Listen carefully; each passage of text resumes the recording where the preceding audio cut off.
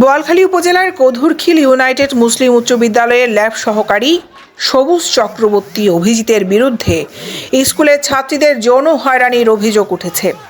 অভিযুক্ত ওই ল্যাব সহকারীর বাড়ি পটিয়া উপজেলায় কেলিশহর গ্রাম বলে জানা যায়।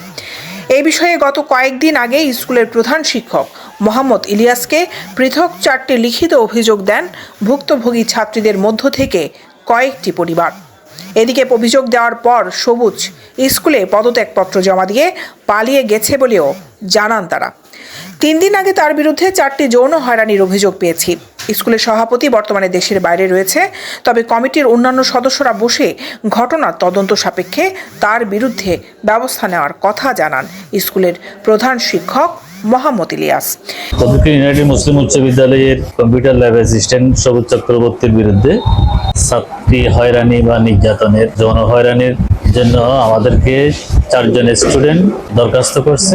4টা অভিযোগপত্র আমি 9 তারিখ পেয়েছি। 9 তারিখ পাওয়ার পর আমরা আমলে নিয়েছি। সেটা দেখলাম অত্যন্ত জঘন্য একটা কাজ, যার কারণে আমরা আমাদের শিক্ষা মন্ত্রণালয়ের নির্দেশিত রুলস অনুযায়ী পদক্ষেপ নেওয়ার জন্য আমরা কমিটির সাথে বসার চেষ্টা করেছি। আমাদের বিদ্যালয়ের শিক্ষক মন্ডলী এর সাথে আমরা বৈঠক করেছি। তো এর ভিতরে ম্যানেজিং কমিটির সাথে মিটিং করার পূর্বে তিনি একটা পদত্যাগপত্র দিয়েছেন। সেই পদত্যাগপত্রটা আমরা গ্রহণ করেছি।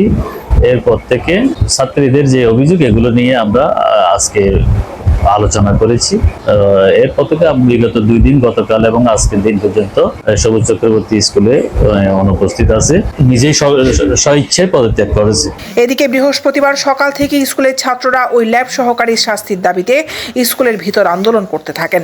আন্দোলনের তোপের মুখে পড়েন স্কুলের প্রধান শিক্ষক। এই ঘটনায় কধুরখিল ইউনিয়ন পরিষদের চেয়ারম্যান আলহাজ শফিউল আজম শেফু বলেন, দেখো আর তো এনে কিছু ফেসবুক তুলনি আর ফোন করছি। এরপরে প্রধান শিক্ষক আর ফোন করার সাথে স্কুল যাই দেখি আসলে ঘটনা লিখিত অভিযোগ করছি যারা ক্ষতিগ্রস্ত পরিবার।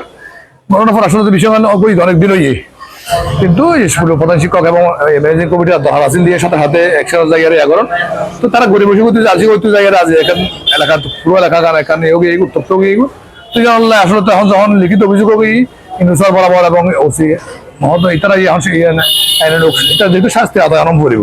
এটা অপরাধ করে যদি ও যে স্কুল শুধু রিজাইন করে যাইব অন্য স্কুল যাইব তাহলে অন্য স্কুল অপরাধ করিব। কিন্তু স্যার এখন আবার হয় স্যার হতে নাই স্যার হতে না লিখিত ইয়াদক যেহেতু অন্য আগামীতে অন্য স্কুলে সরি অন্য খানি শাস্তি আদায়ের ব্যবস্থা নম্বর যাই। উপজেলা মাধ্যমিক শিক্ষা কর্মকর্তা সালমা ইসলাম দৈনিক আজাদিকে জানান, মুসলিম হাই স্কুলে ল্যাব অ্যাসিস্ট্যান্টের যে বিরুদ্ধে যে অভিযোগ, এই অভিযোগটা আমি যখন পাই আমি গতকাল রাতে পাই।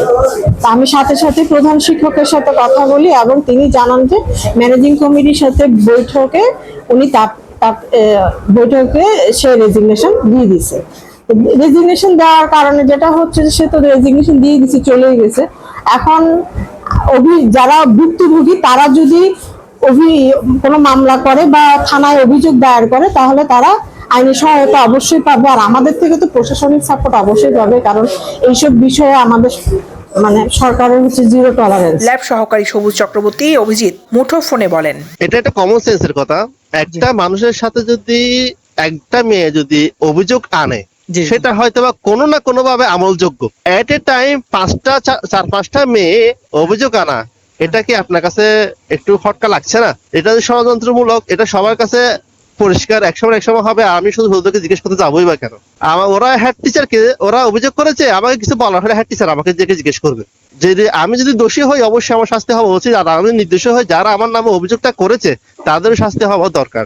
এট এ টাইম 5জন আসছে একই সাথে এবং একজনের কথা একজন বলতেছে, তার মানে কি আমি একজনকে বলে এগুলো করেছিলাম? 100% ষড়যন্ত্র। কারণ এটা আমি ওখানে ছেলে মেয়ে পড়াই, আমার কোচিং ছেলে মেয়ে পড়াই।